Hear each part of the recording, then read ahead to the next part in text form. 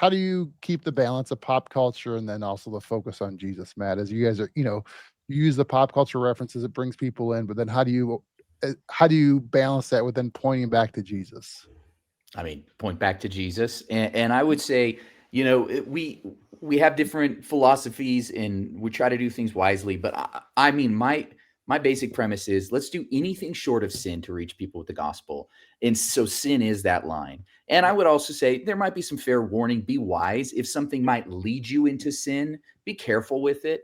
Like, don't just go watch every rated R movie now and rot your brain away. Like, let's be strategic on how we do those things. Don't be like, oh, maybe I should check out the strip club because I got to know how people are living now.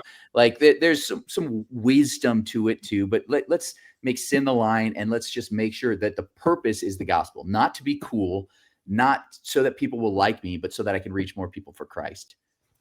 Absolutely. Drew, as we wrap this up, pop culture, Christianity, and Jesus, how do you keep the balance?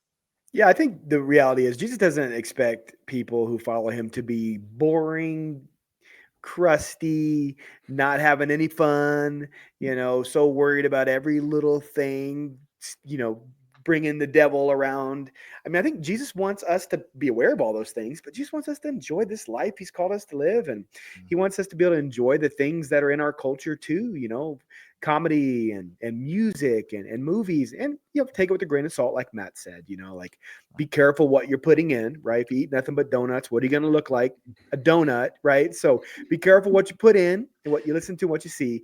But in general, and go watch a fun movie. Go listen to a great comedy show like Nate Bargatze, who's not gonna, he's a clean comedian and that kind of stuff. Like, laugh, have fun. I guarantee you, Jesus was a riot.